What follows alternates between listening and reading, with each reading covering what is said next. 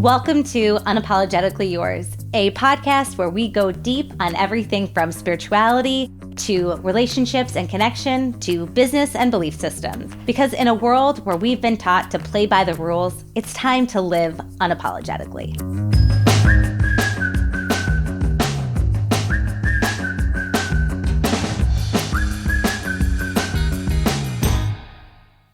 Hello, and welcome to the latest episode of the Unapologetically Yours podcast. I'm your host, Ashley Logan, and I have a special treat for us today. I am so happy to introduce you to my mentor in breathwork, Tai Hubbert, who is the founder of Sword and Lotus, a healer, teacher, guide, facilitator, and one of the most gentle souls that I've had the pleasure of meeting. And I'm so excited to share more of her gifts with you today. Welcome, Tai.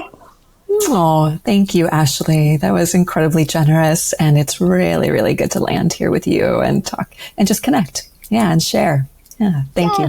So Tai and I first met after I was introduced to breathwork on a retreat a couple of years ago. I knew that I wanted to become a facilitator. And the question was how? So I started seeking out different programs so that I could bring this gift of breath to more people in the world.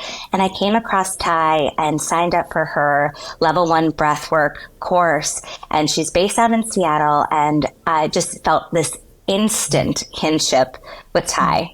And now have continued on to do level 1 training, level 2 training, did that live out in Seattle, and am currently in the level 3 cohort with her now. So Tai, thank you so much again for being here. I'd love to hear a little bit about your story and how you got started in breath and how you built your own company and how you continue to make ripples in the world through somatic practices. Yeah, thank you. Yeah, it's been a long and winding path, so I'll try to kind of pull highlights from it. But, I would say... We don't want highlights, we want the dirt. Okay. All right. We'll see where it takes us. But I would say, really like where it all started, in my teens, ever since I was a kid, just having that, I think I was a highly sensitive kid, but in a world where I just didn't feel sort of how to connect with life, So I just kind of had this isolated kind of loner creative self and experience. But as kind of in my teenage years and into my 20s, I had a lot of depression. And experience with chronic headaches. So in my late teens and into my, all through my 20s, I had pretty severe pain and sort of debilitating chronic headaches. And so it was such that I could, go to work, and I was pretty high functioning, professionally. I was working in the sort of entertainment, advertising, sort of media design industry. But I would come home and just be totally laid out with just no capacity to engage in life. And so all through my 20s, I was just kind of continuing to try to find my way towards work that felt more rewarding, more authentic. But I was just still struggling with depression and with chronic pain. And so I progressively, in that experience of chronic pain, just kept reaching out, trying to find things, ways, modalities, treatments that would help me feel a little bit better. And so, I saw neurologists, allergists, dentists. I was on all sorts of different medication, like seizure medication for headaches. They tried everything. I pretty much tried everything under the sun in terms of allopathic and naturopathic care. And it was this process of like hope. I remember like the head of a well-known naturopath, school here was saying, okay, these test results, this is what it is. We're going to put you on this course of treatment. And then it wouldn't do anything. And I didn't feel any better. So, in a path like that. Lonely experience to be trying to navigate this, to get to a root cause of something and then be led in many different directions and not getting answers. Yeah. And that experience of kind of being sidelined in life, you know, where it just feels like it's sort of an acute, like you just I kept getting pulled back. Like I couldn't, all my time and all my money, it was spent just trying to figure out what I needed to feel better in all ways.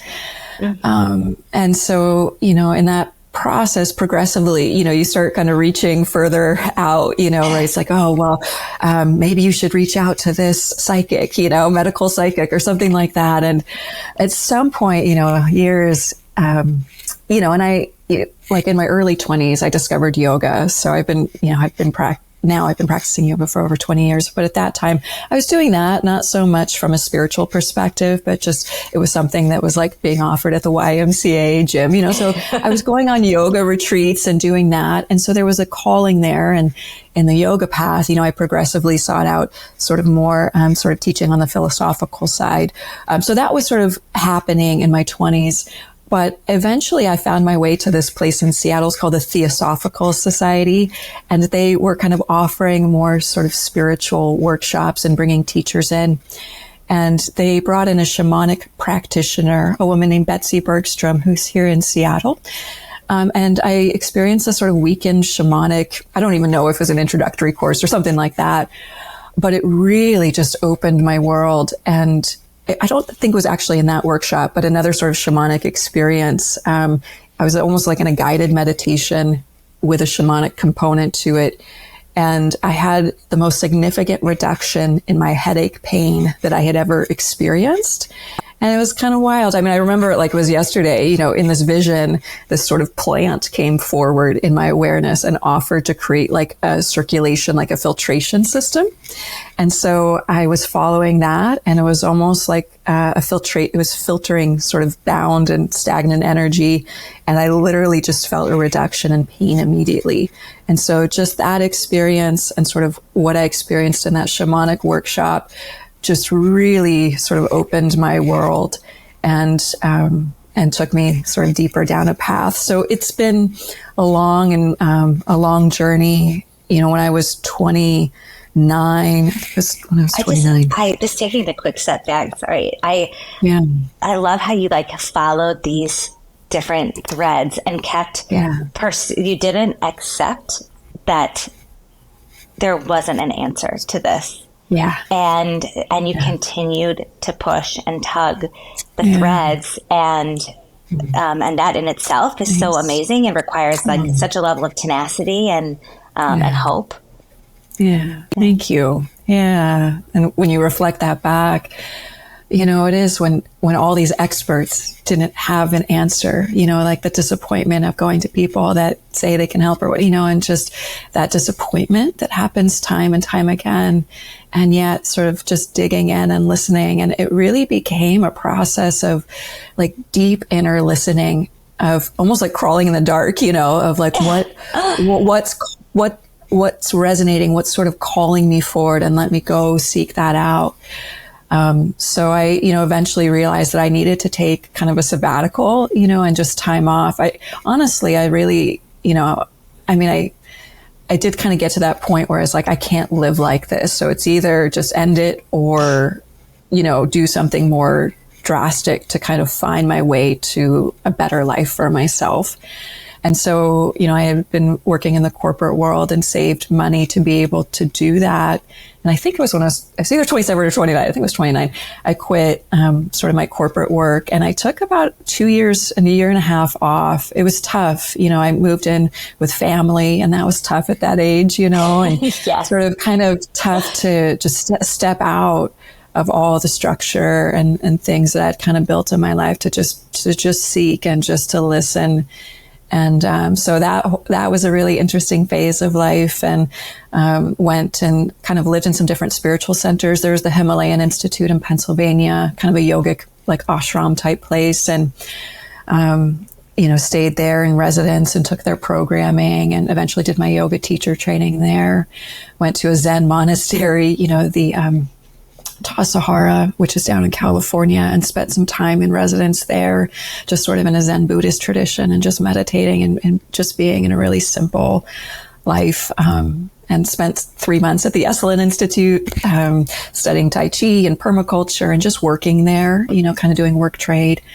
Wow. And sort of just went on this like really profound walkabout, and was doing some plant medicine work at that time and training in shamanic. I was kind of called to do some training in shamanic healing.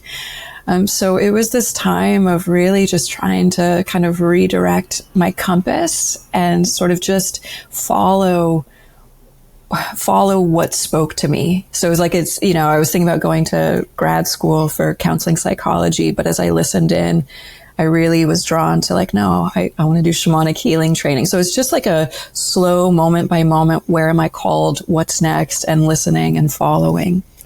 I think that's so interesting. Like the phrase that you said, and you said it in your gentle way, stepping out of structures. And stepping out of structures takes such courage.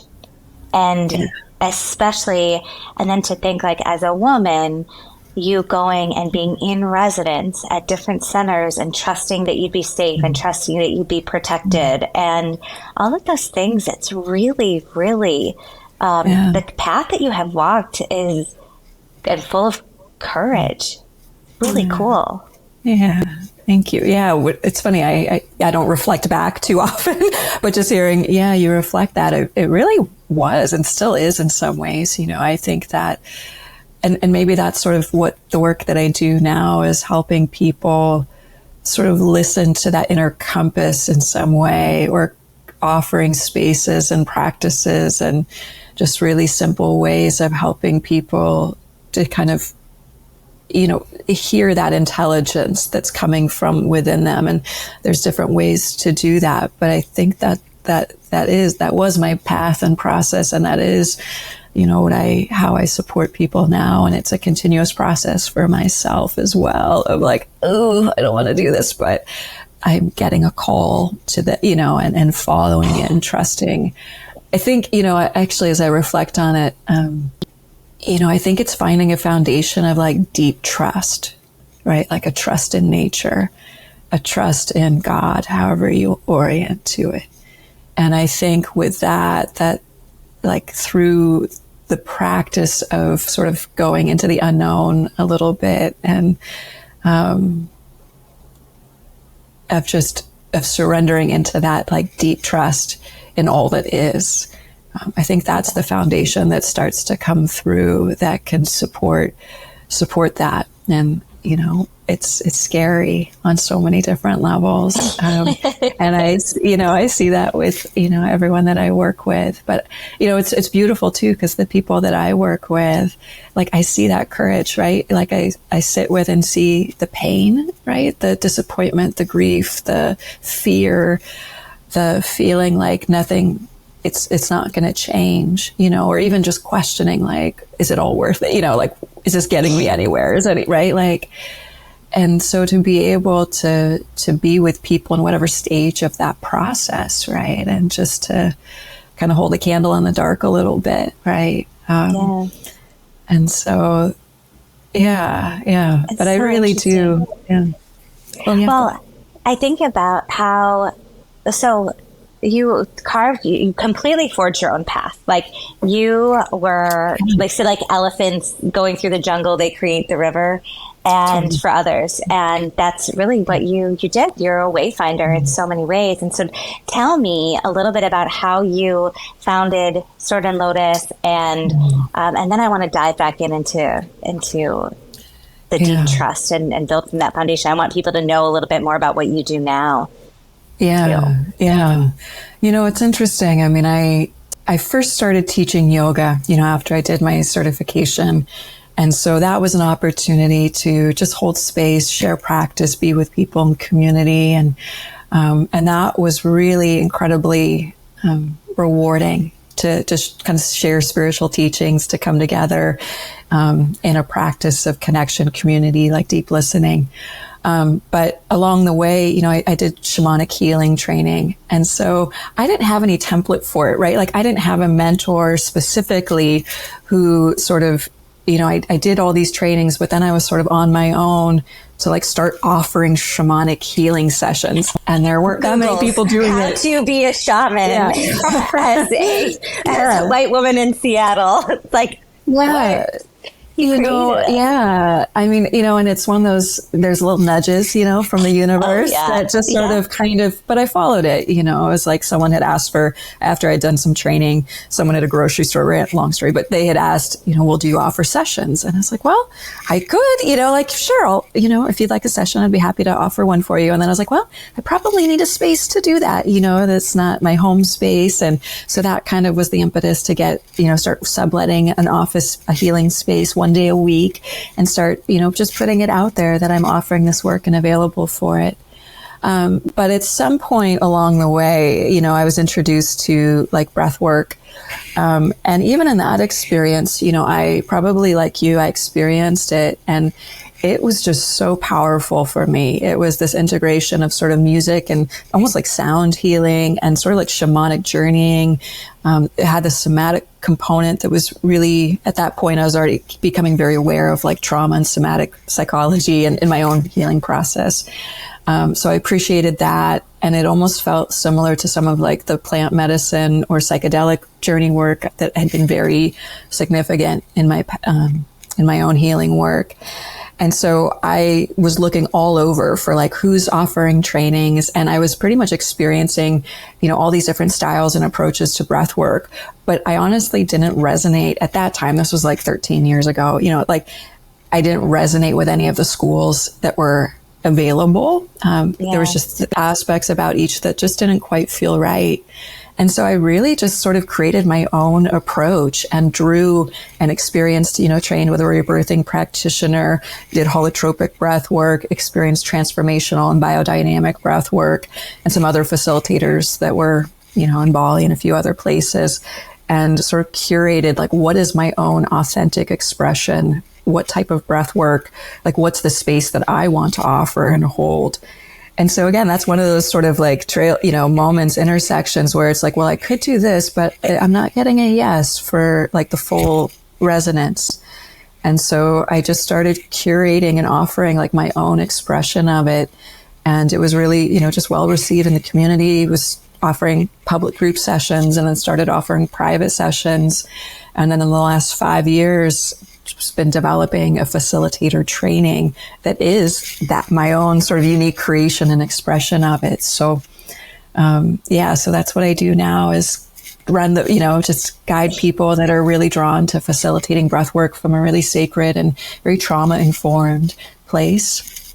But yeah, like created my whole, like, as like the breathwork training just created that whole system and the whole training program. And so it's been a long, just continuous year after year, slow evolution, right? It wasn't an overnight thing. It's all been sort of slow, one foot in front of the other, just. Well, one thing I love so much about you specifically is that you, as I've mentioned, like you feel like such a safe place for full expression, and you have this just gentle wisdom and power at the same time. And that is like, it's so feminine and strong, and seeing how you hold space for people in their grief, in their pain, in their, I think it really starts because you had that foundation of learning to hold space in yoga, and can facilitate and hold space in a group, and then building and expanding from there, adding in these different modalities. And it's so interesting to me how like the little things that we collect along the way become bricks in our legacy and what we leave behind. It's really cool. It's interesting when I look back at all those points where there was disappointment or it didn't feel like something was opening, but that collection of experiences, I think, becomes that sort of capacity to be unwavering, and steady, in to support other people's experience, no matter what shows up for them. And I kind of laugh about it. Like when I really think back about like all the things that I've done, it's not just a yoga and shop, like everything that I've done on that path, some of it's pretty wild and extreme, And so, because I want to know more about that. I will go into that because I want to know the weird shit that you've done. Yeah. Like, and I'm not it, but that is also like trial and error. That doesn't, you can do something that doesn't have to become attached to your identity. And you can do something to leave it behind or, try new things. And all of that is part of growth. Yeah. And there's that willingness to like really lean in sort of courageously and to try and to reach for the things that for some reason you get a little hint or spark that there might be something there for you. And even if I look back and say, well, that, I can't say that they weren't part of that journey and that process. So I think just being able, like that steadiness, because I've gone through so much. Yeah, I think that becomes that foundation. Yeah. So tell us, for people who don't know, what is breath work? And it's interesting. You're hearing so much about breath work these days, and it's sort of a broad term that can describe a lot of different ways that we might alter or consciously work with the breath for different intentions. So, there's like pranayama, sort of more yogic style breathing. I think there's a lot more awareness these days about how we can use the breath to sort of reduce anxiety and sort of sympathetic activation. So there's that sort of approach to breath work. There's more like functional breath training that you hear, like even like the oxygen advantage, and you hear more about like the importance of nasal breathing and supporting oxygen absorption and uptake. So you have sort of like functional breath training that's sort of big right now. And then you have like this umbrella of conscious connected styles of breath work, which is what I facilitate. And that sort of category of breath work is really coming out of like holotropic and rebirthing, which were late 60s, early 70s. And that style of breath work is where we use a continuous circular breath. Every school kind of has a slightly different pattern. Maybe it's a 2-part inhale and then an exhale, or just a single inhale and exhale. But it's sort of rhythmic and continuous for a longer duration of time, maybe 30 minutes, 60 minutes, 90 minutes. Often set to music. So it's more of an experiential journey where we're using the breath to open up just gently expanded states of awareness and to catalyze some somatic release and somatic shifts as well. So when we hear breath work, again, it's this sort of broad term that can describe any one of those types approaches and practices. So I think these days, conscious connected breath work is that more general umbrella term. With that, what I think is so interesting about your breathwork modality specifically is that it does have that trauma-informed perspective, and that you drew from different and very, very much, you're so informed with this. It wasn't like you came up with a breathwork system kind of out of the blue. You use years and years and years of experience, trial and error, drawing from different schools of thought for that full resonance, to put your own stamp on it, and then offering that as something that other people can bring to the world. That's so powerful in itself. So tell us a little bit about what a breathwork experience looks like with you. I think a couple of things that were really important for me as a facilitator, right? One was to be more trauma informed, right? Like in sort of early expressions of breath work, I found that these communities and sort of these ways were really oriented towards like big catharsis and really vigorous breath, a real high degree of intensity. And I had this question of like, ultimately how, that sort of a peak experience or big discharge and release, which, can be beneficial. But I just sort of questioned it didn't feel very trauma informed to me. And so it was really important sort of as I was approaching breath work to how to be aware of like nervous system regulation. And if someone is going into a highly dysregulated state and staying there, is that ultimately healing or productive? So, and is that some of the things that happens with other kind of, I don't want to say like trendy breath work, but kind of? It can be, I think if someone comes in with sort of a one size fits all approach, like we're just going to breathe and we're kind of orienting to catalyze the shift and sort of blast off, if you have someone come in that has a lot of hypervigilance, right, or a history of more significant trauma, they might tap into some of those energies of what's held in the somatic memory and not be supported by the facilitator to move through them or to be resourced. And it could become a re-traumatizing or non-productive, experience. And so for me, it was really important that it's not a one size fits all approach.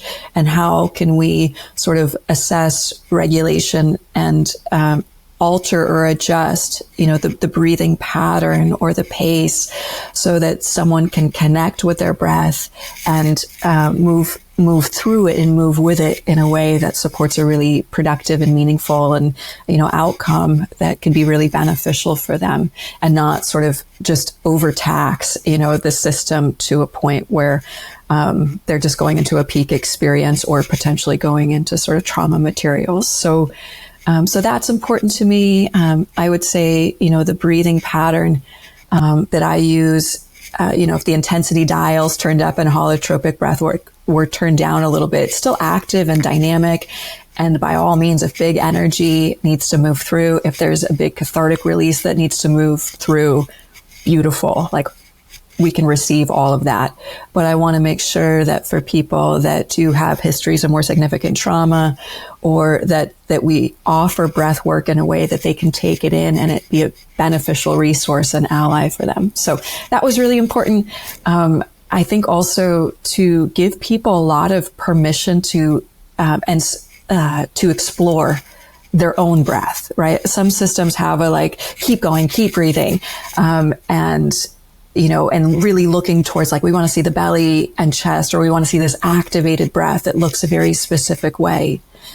And in my experience, to give more tools and resource for someone to experience the dynamic range of their own breath and different places that it can take them. So giving more options and sort of that power back and not prescribing this is a specific breathing pattern that we're trying to arrive at, or this is a specific experience that we're trying to arrive at. So it's really kind of allowing a lot of spaciousness for the breath to organically and authentically sort of bring forward what is here for that person, and to be able, to hold a lot of space for the vast terrain that might be moved through, whether it be deep somatic, whether that be sort of more of a spiritual, energetic, experience. So just a lot of space for really authentic experience of where the breath is guiding and taking that person. Yeah. Yeah. So for those who've never experienced breath work, we'll set the scene. You might be laying down on a mat. You might have a blanket and maybe a light pillow, not a thick pillow. And then do the circular breathing pattern. And as it's guided by a facilitator, they will instruct you on how to breathe. They might include a playlist of music to help kind of set the tone for different levels of release. And also will, in the case of Tai, which I think is so special and what makes your modality something that I was so drawn to, is the component of healing touch. And working with actually moving energy in sort of like a Reiki capacity, sort of, and looking at people and offering them the support they need to have a really beneficial experience. And so as I think about this, I'd love for you to share what someone could expect from a breathwork session, and what might be released? What might an experience look like, knowing that they're vastly different from person to person? But yes. I mean, and first, I just want to say too, in that experience of a session, it's really important that there's that intake with your facilitator where they can answer any question that you have about the experience, really kind of get a sense for where you're at. And that's really important phase of the breathwork journey, because it's, you're going to move into, terrain that's expanded state terrain, expanded states of consciousness, maybe deep somatic release. So it's really important that you feel so safe and seen and supported by your facilitator. So for those who are seeking out breath work, really make sure that facilitator is available to have a really in-depth conversation so that you feel like you have a really good sense of sort of the terrain and tools and how they're going to be facilitating. If they offer touch, what kind of touch they're going to be offering, so that there's that informed consent, right? That's there. And so usually the sessions that I do are like an hour. Well, the breathwork journey piece is about an hour, but we have an additional hour to talk and whatnot. But music is playing. Music is just such a powerful, as we all know, right? A song comes on and tears come. Like, it's such a powerful experiential, like it brings us into that experiential space. So I kind of describe breathwork as like experiential therapy, right? Where instead of talking about our experience, we're experiencing it energetically, somatically, in our own insight. And so every experience can be really different. Some people, it's very like somatic and kinesthetic. Maybe they feel like energy, like chi sort of in the body, almost like a buzzing or like a circulation of energy. There can be emotional release. And sometimes we don't even know what it's about. Tears come, right? Maybe it's just a couple tears come, or there's a big wave of grief or emotional release. And, in our culture, like, we have so few spaces to do that. We all hold so much. We hold so much just to keep sort of dealing with life. And we don't have a lot of spaces to like process and integrate everything that we're feeling and experiencing. And so this is just one place where you can be held, and that you can have space and time to process and integrate whatever is here. And so emotional release can come. And sometimes that's tears of joy. Sometimes that's tears of grief. A lot of people experience sort of insight. And it's not like our normal thinking mind, right? It's like this slight shift where you just see from different perspective. So I often, when I'm doing breath work, it's almost like seeing clearly. It's like the clouds part a little bit, and you can just see these kind of what's essential, what's almost like your North Star a little bit, right? So things that feel complicated or muddy can just come through with more clarity and insight and inspiration. So I get a lot of creative ideas. It's sort of like a teaching, like little mini teachings where maybe you see an aspect about your life or a relationship from a different perspective, or with more like a deeper understanding than we usually have from our sort of ordinary day-to-day mind. Yeah. And so that's where I find just so much benefit and beauty from breath work. And each session can be so different, one from the next and person to person. And so, we kind of hold space for all of that. There's not many ways, right, in our, I would say, Western culture without, maybe meditation or shamanic journeying or things like that, or or working with psychedelics. But a lot of that's not accessible. A lot of that's kind of housed under, it's part of a specific spiritual tradition or cultural tradition. But breath is innate. It's within every human being. It's not, that breath work process. It's not specific from any culture or specific spiritual tradition. So it's really accessible and available. And for me, it's one of the most accessible ways that I found to tap into that place of insight that is similar to maybe what you could experience in psychedelic assisted therapy or something like that. So, So the breathwork experience, I think it's an opportunity for us to listen to our inner knowing, to build that foundation of trust. And that pathway that you took early on in your life was about trust and listening, and how it guided you to where you are, and breaking down structures, stepping out of structures. And if we don't create a space for us to listen and let go, release, acknowledge, trust, then I think that that's where we lead to things like chronic pain and depression, other things that are so common in our society. And I would say there's a direct correlation between the amount of depression, anxiety, lack of connection to each other as as relates to the few spaces that we have available to us to tune in to our own bodies. And the fact that the breath is our tool, I think that makes the work that you do by teaching others to facilitate, and while also holding such incredible space for people, you're just a master facilitator, allows people to process that deep grief, that trauma, release, bring things to the surface in a really, really safe space.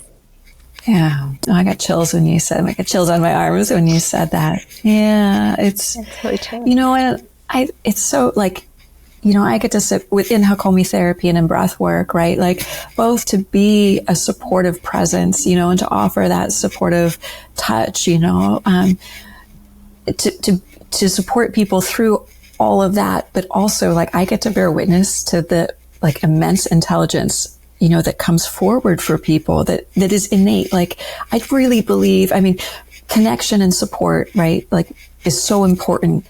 And there's, you know, cultural systems and, you know, there's a broader community, right? But in my experience, like it's not me as a facilitator projecting, you know, onto someone, but really just giving them some simple tools and invitation to listen.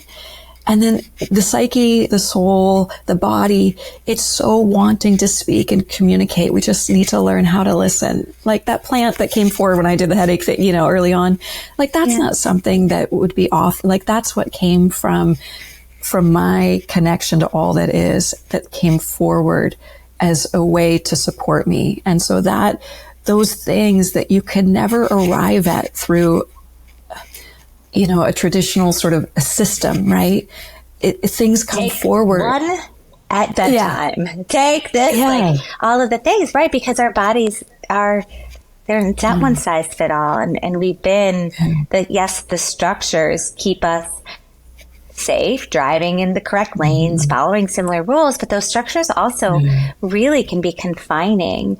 And I'm curious to see how, because you have worked with so many people, like how do you see grief and lack of expression showing up in people in our society, and how does that get moved and acknowledged and recognized through breath work?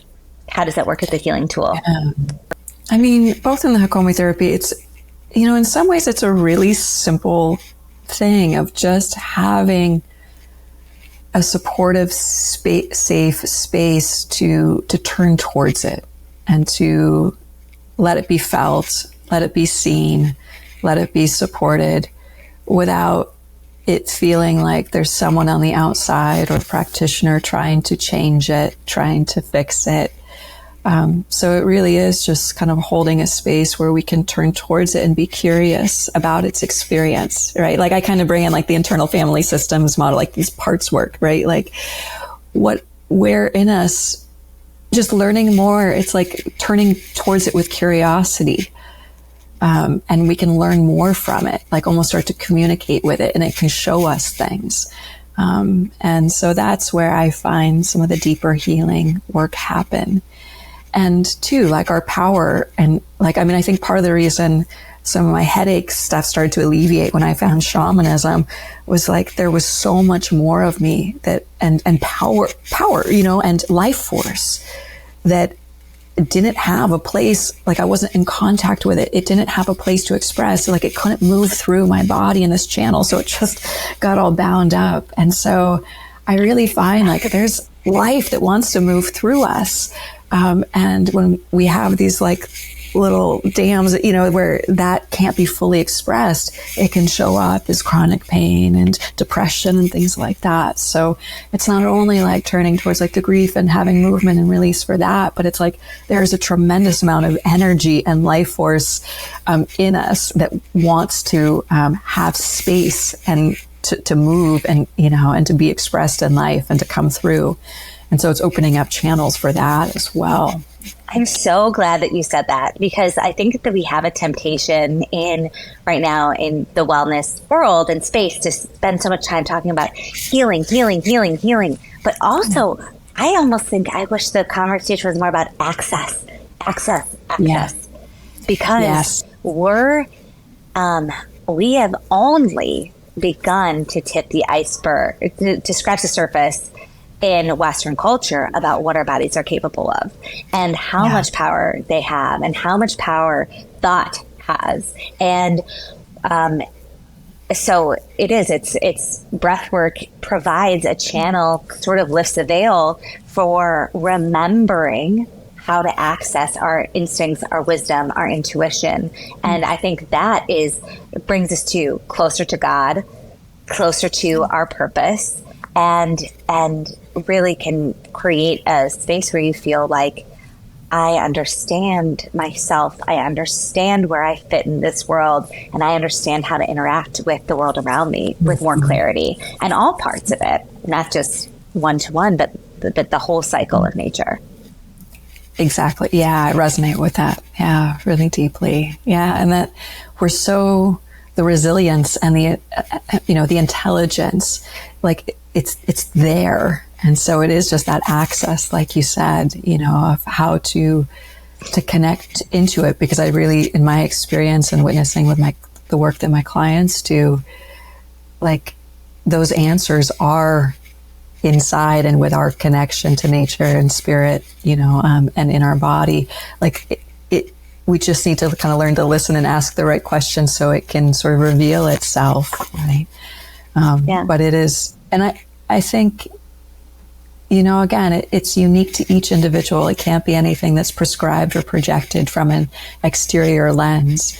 It's going to look different for each person, right? So I think it's that curiosity of like getting to know and asking those questions and letting it, like I find that the psyche and soul and body kind of speaks. Maybe a memory shows up and it points us to a time in someone's life when they were 10 and had an experience. And maybe that 10-year-old self just needs to be supported, understood, you know, have their experience contacted, even if it's like traveling back in time in an imaginal way into a memory, right?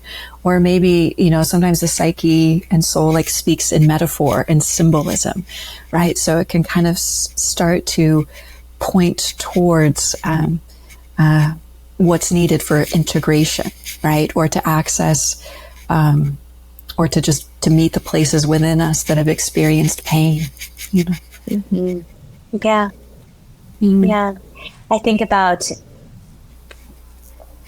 some of the experiences that I've had with breath work and the things that I've seen and what's the truths that have been revealed to me. One of them was I had a vision of hosting a retreat, and I heard the voices of my grandmothers, and it was like all kind of in a song. And I could picture light coming through these trees.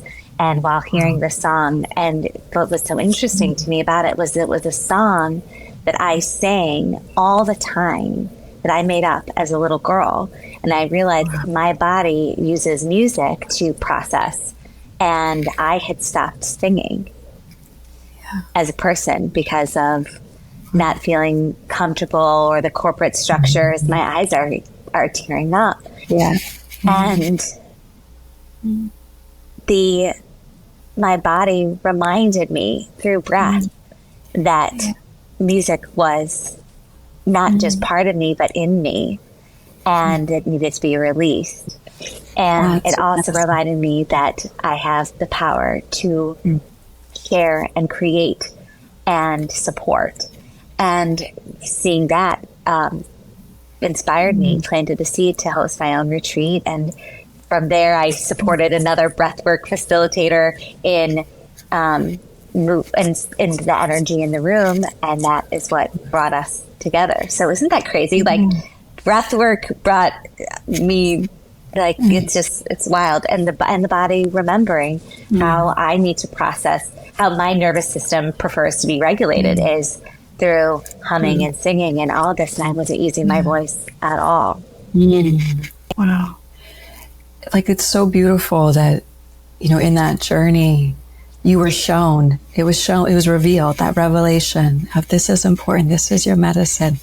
And that, you know, even to feel like, I got chills too when you said that your ancestors were there, you know, and that connection and that feeling of support, that remembering that it's just like profoundly beautiful in a way that I don't even know, you know, it's like when we talk about breath work, like I so appreciate you sharing your personal experience, because I think it helps people just get a sense of sort of what's possible and what comes through in that space. That's not something that's easy to articulate. Right. It's not. And even talking about it, I sometimes feel like, okay, this sounds okay. You're going to lay down and you're going to breathe, and all the shit and the trauma and all of the things are going to bubble up from your past, and you're going to have to face it. But it is gentle. And especially with a supportive facilitator, like you and the people, and how you're teaching people to support others in breathwork is, I don't think it's something to be afraid of. And for those listening who might be like, oh, do I have to? Yeah, like if you feel the call and your body's saying, try it out, you have to. You got to do it. You've got to start tugging on those threads, because there's something there for you that might be the clue to your next step. It might be the clue or the key or the answer or the cure or the medicine that you need. And I think that, go ahead. Yeah, I would just encourage everyone to try different styles of breath work. Like, I have some people that, you know, they've experienced one style and then maybe are a little turned off, or maybe they're still called to it, but something didn't. So just meet a lot of different facilitators and try different spaces. So you can, it's like yoga, right? You know, you kind of find the teacher that resonates for you, so that you can sort of have the space and support to listen in and connect in that way that works with your system. And that's going to be different. There's a different medicine for each person, right? So seek it out and seek the one that that supports you.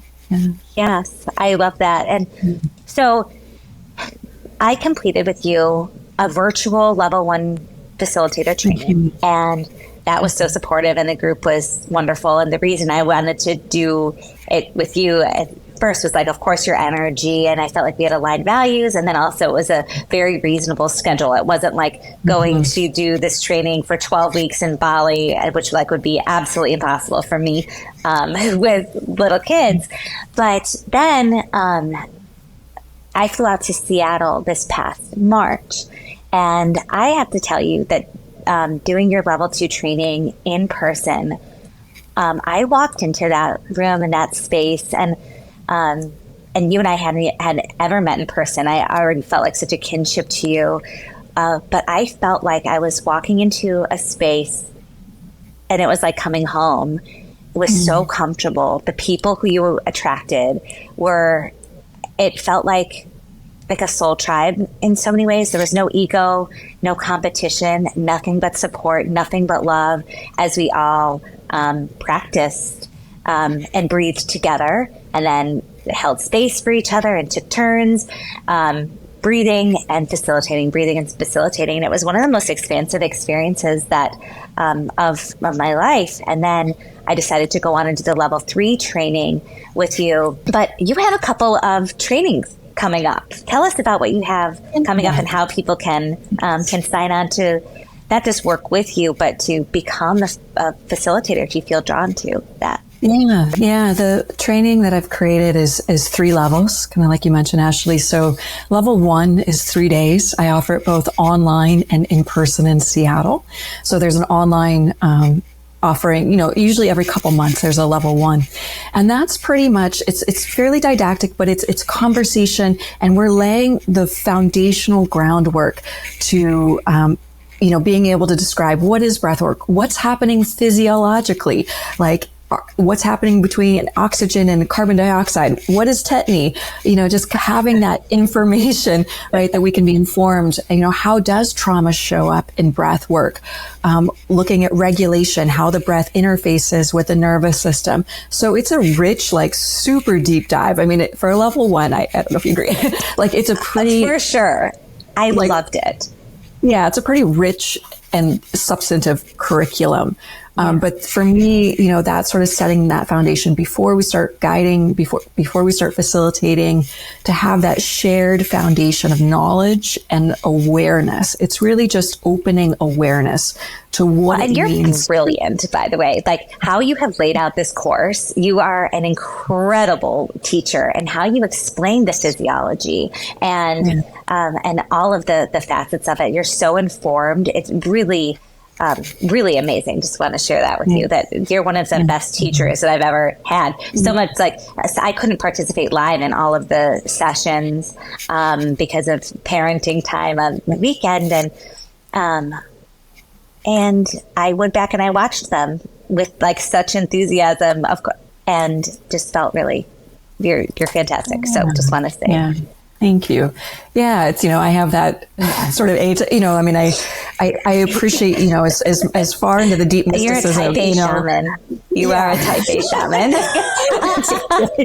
Right. So that organization and that, like, I remember when I first started breathwork, I would ask, like, what is tetany? Is it safe? Right? Like I had that question, like, are we just hyperventilating and having visions because don't have oxygen in our brain? I mean, like I was literally Googling that or asking facilitators, and I would get these answers that didn't feel totally accurate and I still hear information out there about what's happening. And so that it's really important for me, that sort of foundation and groundedness in the somatic psychology, in the physiology and the science of it, while also being very inclusive and open to the deep spirituality, right? So anyway, so that level 1's 3 days. And then we move into a in-person level 2, and that's the facilitation practicum, where we then we learn and practice how we offer touch.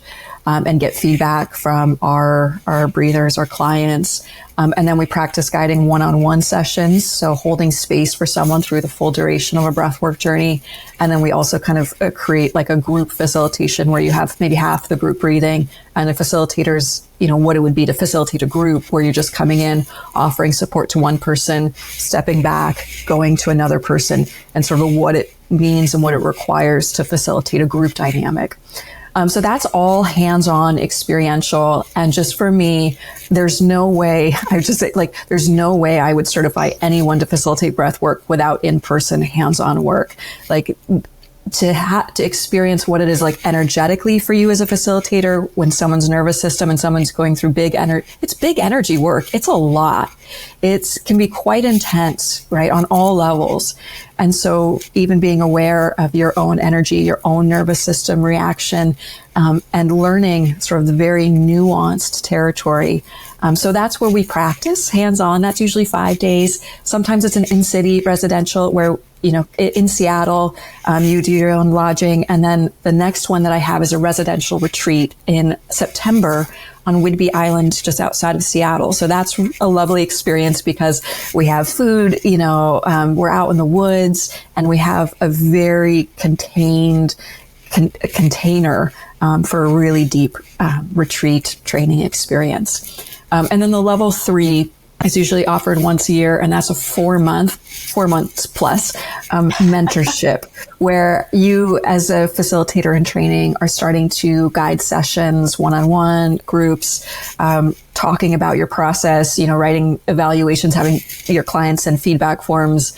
We meet once a month as a group cohort to talk about case studies, what's arising in our experiences, to get feedback, kind of shared learning, and then each level 3 and a person and I meet for one-on-one mentorship. And so some people complete it in 4 months, but for others it takes longer, and that's fine. But that's an opportunity to receive one-on-one. Yeah. Yep. Everyone, like, I trust, it comes back to trust. Like, I so deeply trust in everyone's timing, right? And so that's going to be different for each person. So, and, then certification is sort of discretionary after that, if those competencies are there to have people to share this work in a way that's very safe, sacred, where we're really coming from that place of deep service. Yes. And so, and two, I guess I just want to say, like, for me, I understand like each person has their own medicine, right? So it's important for me in creating this facilitator training that it's not sort of, one specific style, so to speak. I mean, there's core pillars of practice and orientation, but I want there to be space for each person's authentic expression and medicine to come forward. And that's going to look different for each person, right? So that's important to me as well, that it's, what's your unique expression of breath work while sort of maintaining that foundation of skill, of training, of awareness, and all of that. So that's important for me. Well, I highly encourage anyone listening to sign up for start with the level 1 foundational program. It's so great. And level 2, just like I said, walking into that space, I felt so held and connected. And also, just like I was coming home to people who are like-minded and showing up in service to each other and to the world. I started offering guided breathwork journeys here in Chicago. And so I'm doing small groups, usually about once a month.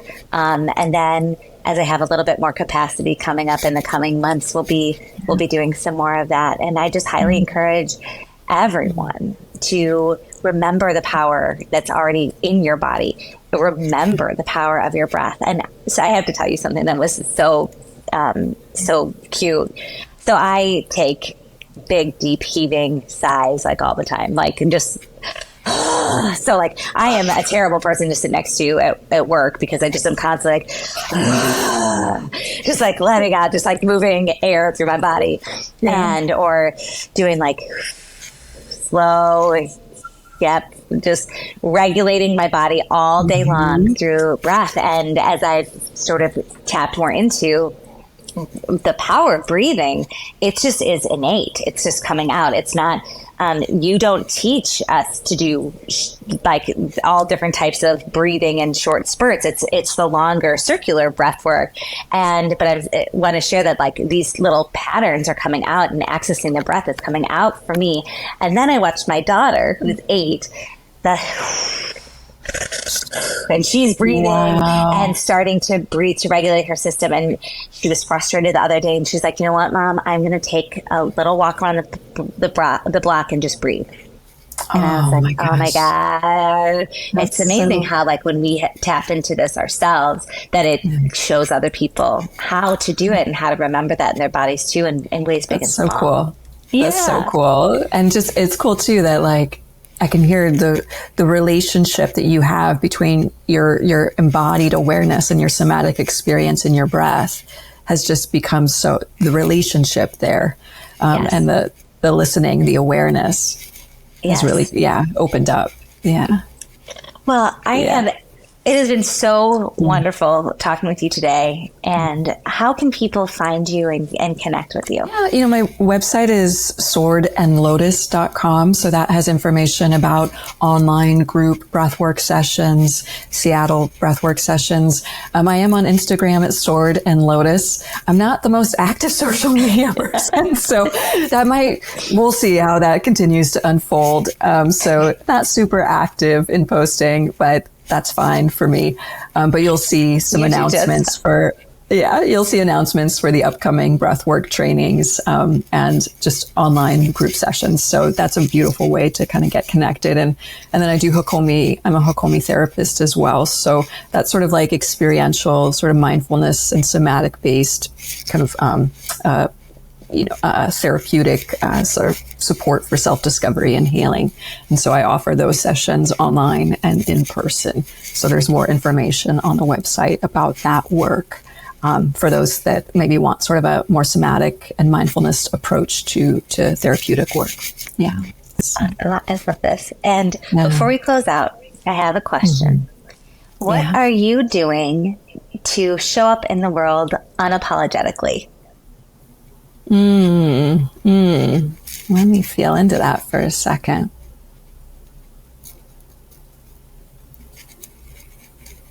Not sure the short answer of this, but it's something about,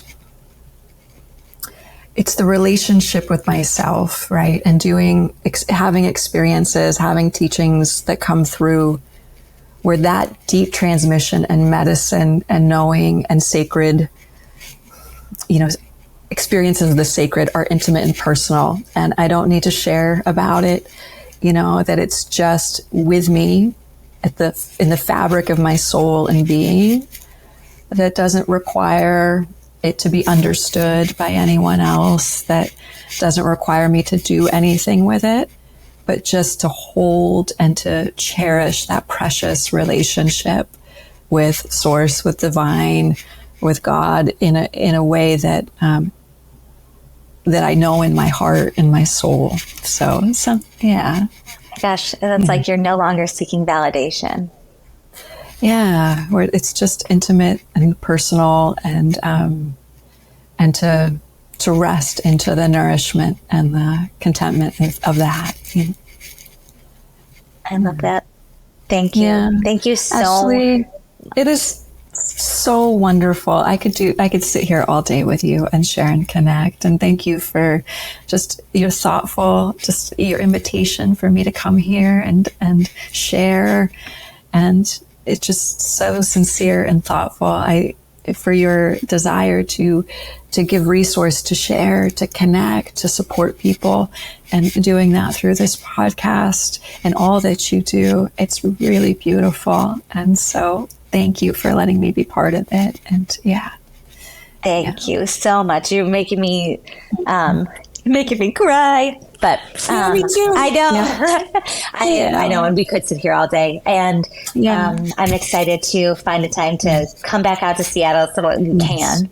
And thank you so much. I will share your website and how to sign up for your retreats in the show notes. If you are not going to become a breathwork facilitator, I can't recommend Breathing with Tai enough. She holds the most incredible, most beautiful sacred space, and all you need is your own body. It holds so much wisdom, and don't you forget it, or at least try to remember it and access that power.